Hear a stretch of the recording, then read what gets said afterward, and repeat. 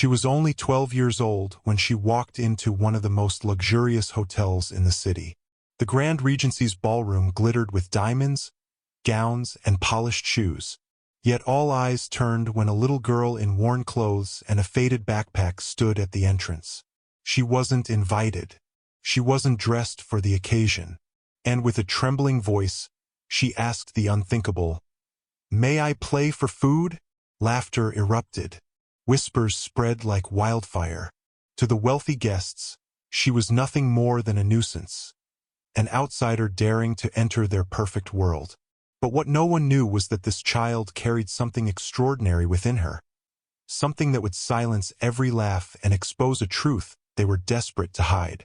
Who was this girl, and why would her performance change everything?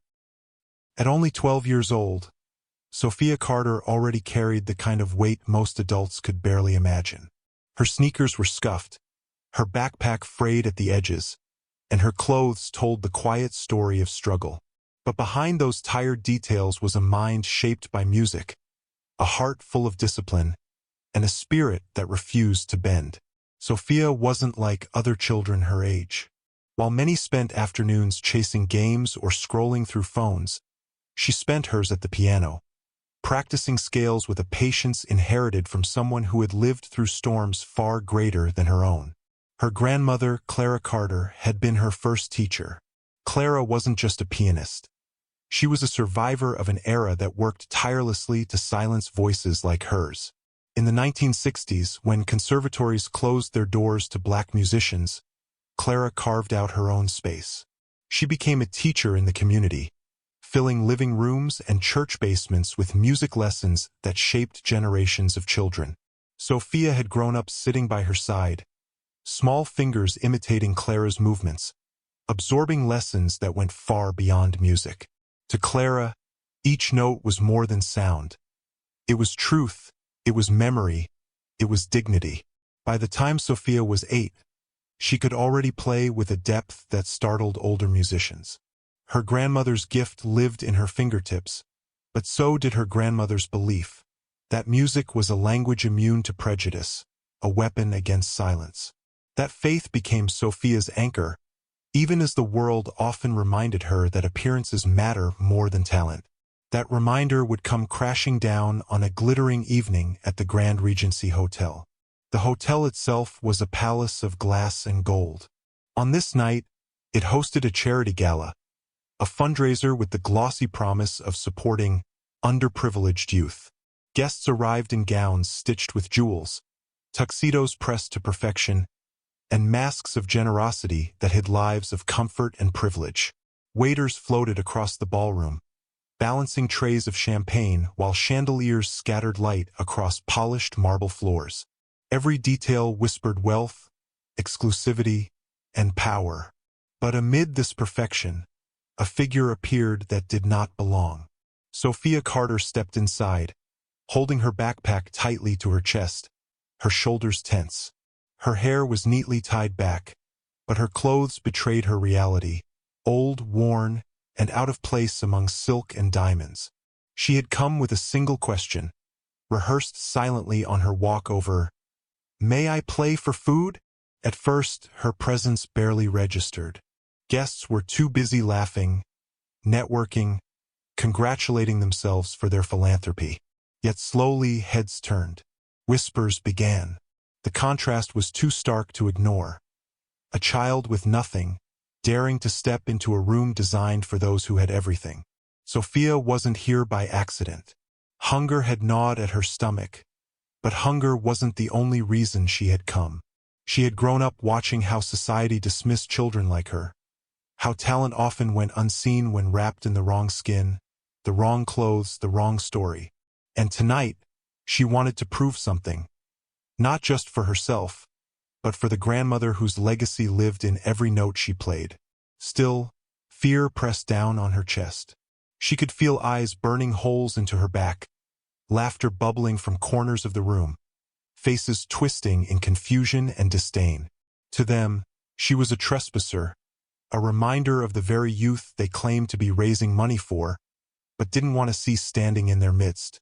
What Sophia didn't know was that her request would spark not just laughter, but cruelty. That among the glittering crowd stood Eleanor Whitmore, a woman whose wealth was matched only by her arrogance.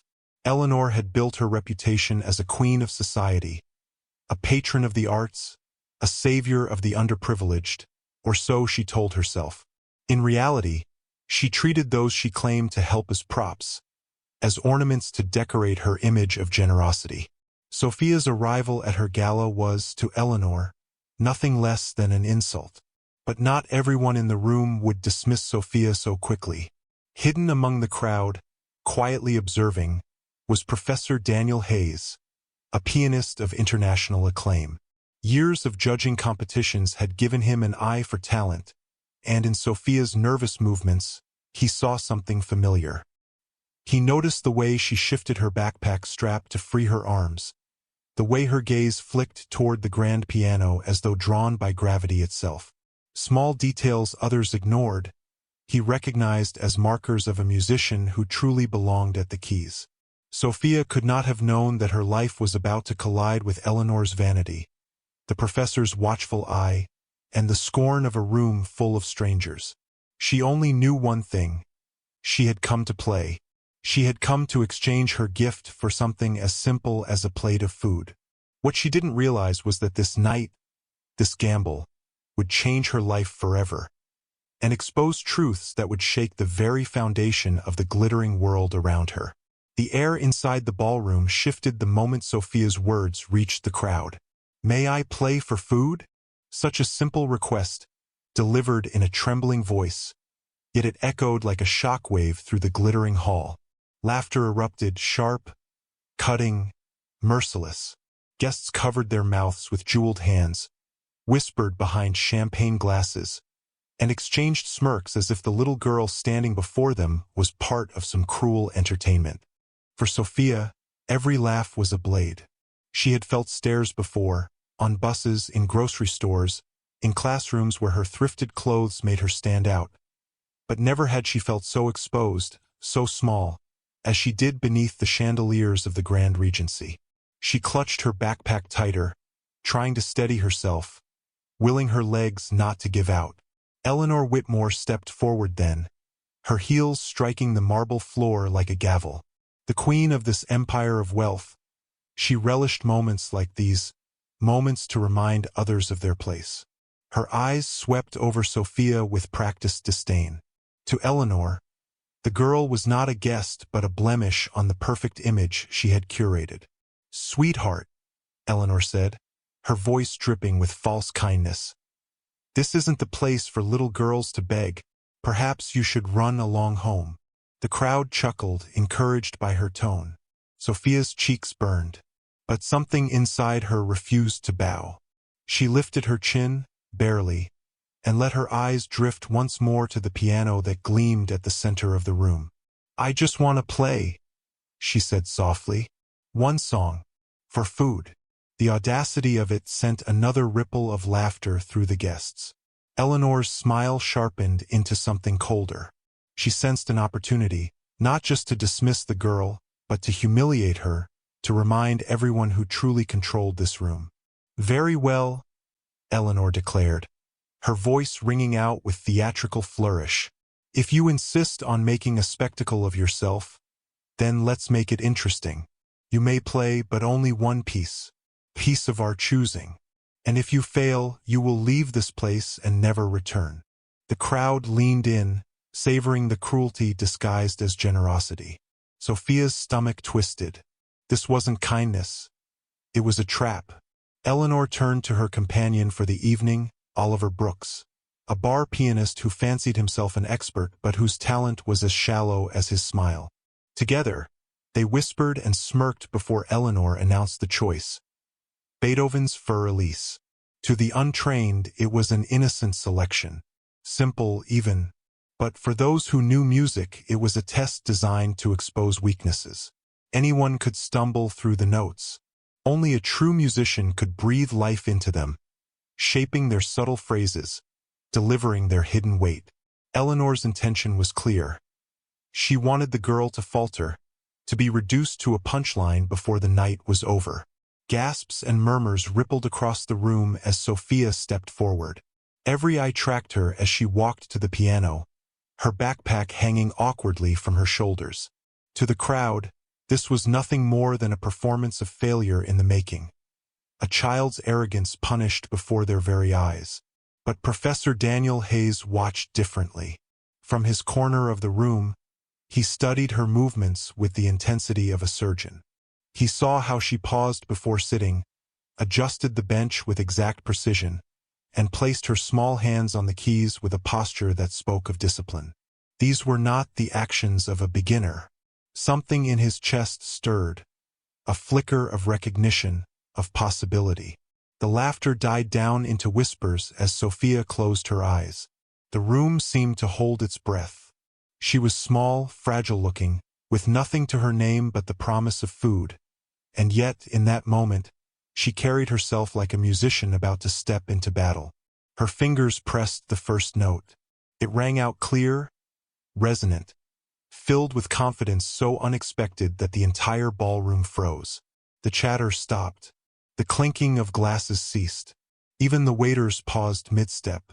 The child's hands moved with startling grace, coaxing sound from the instrument that was richer, deeper, more commanding than any performance many in that room had ever heard.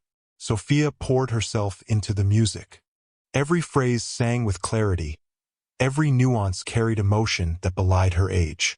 The very piece chosen to destroy her became her weapon of revelation. Guests leaned forward, eyes widening, their smirks melting into awe. Whispers turned into silence so heavy it pressed against the walls. But not everyone welcomed the shift. Eleanor's smile faltered. Her plan was unraveling before her eyes. What was meant to be a display of humiliation was becoming a showcase of brilliance. And with each passing measure, the power in the room slipped from her grasp into the hands of the girl she had sought to destroy. Sophia played on, unaware of the storm brewing in Eleanor's heart. For her, the piano was freedom. It was her grandmother's voice echoing through her fingertips, reminding her that music was truth, and truth could not be silenced. The final notes hung in the air like a prayer. Then came a sound no one expected: thunderous applause. The ballroom erupted, chairs scraping against marble as guests stood to their feet. Strangers who had laughed at her now clapped until their palms stung, their eyes wide with disbelief. But as the ovation swelled, a different kind of silence filled Eleanor's chest, one of fear. She had underestimated the girl. And worse, she could see Professor Hayes rising from his seat. His gaze locked on Sophia with something unmistakable: recognition. Eleanor had tried to break her. Instead, she had awakened her. And what happened next would shake the very foundations of that glittering world. The sound of applause still trembled through the ballroom. But for Sophia, the moment felt suspended in silence. She had finished Fur Elise not with hesitation, not with the timidness expected of a hungry little girl, but with authority. The last chord still vibrated faintly inside the grand piano as she slowly pulled her hands away, her chest rising and falling with quiet strength. For the crowd, it was as though time itself had stopped. These were people used to being entertained, people who judged talent by ticket price and pedigree. Yet here was a child who had just shattered every expectation they clung to. No one had imagined that music could flow from her so pure, so commanding. Even the most cynical guests stood stunned, the echo of their earlier laughter ringing bitter in their ears. But applause was not enough to erase what Sophia had endured. The humiliation, the whispers, the laughter that had greeted her plea for food, all of it still clung to the air like smoke. And in that heavy silence, Professor Daniel Hayes rose to his feet. His applause rang louder, sharper, more deliberate than anyone else's. His eyes, however, were fixed on Sophia, unblinking, searching. He had seen this before: the precision, the phrasing, the emotional clarity. This was not chance. This was training. "Who taught you?" he asked, his voice carrying across the ballroom. Sophia's lips parted, her voice soft but steady. "My grandmother." The name that followed struck the professor like lightning. Clara Carter. Gasps rippled through the room. Musicians and patrons alike exchanged glances, their shock unmistakable. Clara Carter's story was one whispered in conservatories and rehearsal halls. A pianist of staggering talent who had been denied entry into the very institutions now pretending to champion diversity. She had trained hundreds of children in her community, but many believed her legacy had ended with her generation. To hear her name spoken by this child was nothing less than revelation. Sophia stood taller now, her shoulders squared against the sea of eyes that once mocked her. She was no longer the poor, hungry girl asking for food. She was a Carter, a name heavy with history, dignity, and unfulfilled promise. But the night was not finished. Eleanor Whitmore stepped forward again, her mask of poise cracking at the edges. Panic simmered beneath her painted smile. "That was impressive," she said, voice tight. "But this is hardly the place for—" Her words cut short when Sophia unzipped her backpack and carefully pulled out a slim black folder. She opened it, revealing documents and a laminated ID card. The room tilted as she held it up. The logo was unmistakable: Juilliard School, Pre-College Division. "I am not homeless," Sophia said, her voice carrying the weight of every truth hidden until this moment. "I am the youngest student ever accepted into Juilliard's Young Artists program. I am also the national under-15 piano champion. And tonight I did not come here for food. I came here for the truth." The ballroom erupted in chaos. Guests whispered frantically, some in disbelief, others in dawning horror. Eleanor's face drained of color as Sophia's words pierced deeper.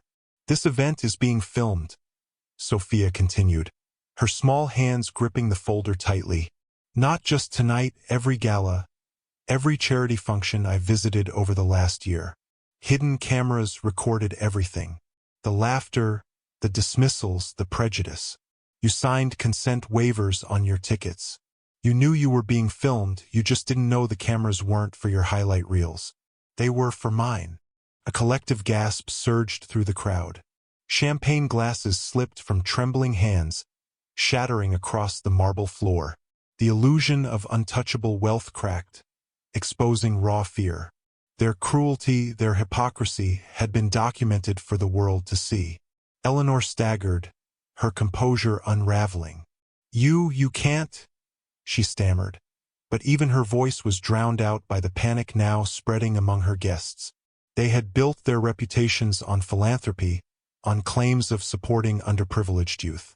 And yet, in front of cameras, they had mocked one of the most gifted musicians of her generation simply because of how she looked, where she came from, and the color of her skin. Sophia's eyes swept across the room, steady, unflinching. "This was never about a plate of food," she said. "It was about dignity, about showing what you really think when you believe no one important is watching. And now the world will see." The room was suffocating with shame and fear, yet within that suffocating silence, Sophia stood untouchable. A child had just turned their empire of privilege into a stage of accountability. And as the weight of her revelation settled, one truth became undeniable. Nothing in this glittering world would ever be the same again. The glittering facade of the Grand Regency had cracked wide open. In the hours after Sophia's revelation, panic rippled through the gala like an earthquake. Guests who had once mocked her scrambled for explanations, desperate to protect their reputations. Eleanor Whitmore's empire of control crumbled in real time. The cameras were still rolling, and no carefully crafted speech, no amount of wealth, could erase the shame of what had already been captured. Days later, the footage aired nationwide. The documentary, Faces of Prejudice, didn't simply show Sophia's breathtaking performance. It revealed the cruelty that had preceded it.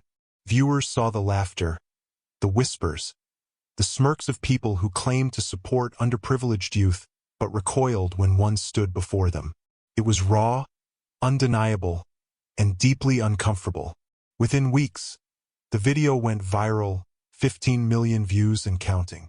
For Eleanor, the fallout was swift. Once hailed as a patron of the arts, she became a symbol of hypocrisy. Her event planning company collapsed, sponsors withdrew, and her name became shorthand for elitist cruelty. Stripped of her influence, she faded from the society pages, forced into a modest life far from the limelight she once craved. But for Sophia, everything changed in the opposite direction. 6 months after that night, she made her triumphant debut at Carnegie Hall as the youngest soloist of the season. Critics described her playing as haunting, beyond her years, a voice that commands both sorrow and joy. She was no longer the girl laughed at for asking to play for food. She was the prodigy who had reminded the world that greatness is not defined by wealth or status, but by truth and passion. Professor Daniel Hayes took her under his mentorship, guiding her into the professional world of classical music. He introduced her to stages she once only dreamed of, ensuring her grandmother's legacy lived on in the concert halls that had once excluded voices like Clara Carter's. The Grand Regency Hotel, ashamed of its role in the scandal, launched a new scholarship program for underprivileged young musicians. And at its very heart stood Sophia as the first official ambassador, turning a place of humiliation into a platform for hope. But the greatest impact of all wasn't in Sophia's career. It was in the ripple effect her story created across the country. Music schools revised their admissions practices. Conservatories launched outreach initiatives for students from marginalized communities. Local communities established free programs for children who might never have touched a piano otherwise. What began as a night of cruelty had sparked a movement, one that gave opportunities to countless children who had long been overlooked. And Sophia herself? She never forgot why she started. In her first national interview, her words carried the same strength that had once silenced an entire ballroom. "Music knows no color, no class, no zip code," she said calmly. "It only knows truth and passion. And when you have both, no barrier can stop you." Her story became more than a tale of triumph over prejudice. It became a mirror, forcing viewers to ask themselves uncomfortable questions. How many talents had been dismissed, ignored, or crushed under the weight of assumptions? How many children were told they didn't belong simply because they didn't look the part? Because the truth is, Sophia's story is not fiction. It is reality for countless children every day. Children whose gifts remain hidden because society sees only poverty, skin color, or circumstance. For every Sophia Carter who breaks through, there are thousands more waiting, unheard, unseen. And that is why her story matters. Because it is not only about music. It is about dignity. It is about the cruelty of judging someone before they are allowed to speak, before they are allowed to play a single note. It is about the choice each of us makes, every day, when faced with someone who doesn't fit into our polished world. Do we laugh, or do we listen? Sophia's victory was not in humiliating her enemies. It was in proving that truth will always outshine prejudice. That the greatest gifts often come from the most unexpected places. And that when courage meets opportunity, the sound it creates can echo across the world. So ask yourself, the next time you meet someone dismissed by others, someone whose potential is hidden behind struggle or circumstance, will you turn away, or will you choose to listen?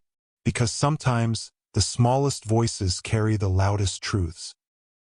Sophia's journey shows us how one moment of courage can expose injustice and change lives forever. But what about you? If you had been in that ballroom, would you have laughed with the crowd, or stood up and listened? Stories like this remind us that every choice matters. If Sophia's story moved you, share your thoughts in the comments. I'd love to hear them. And don't forget to like this video and subscribe for more powerful stories that reveal the truth behind prejudice.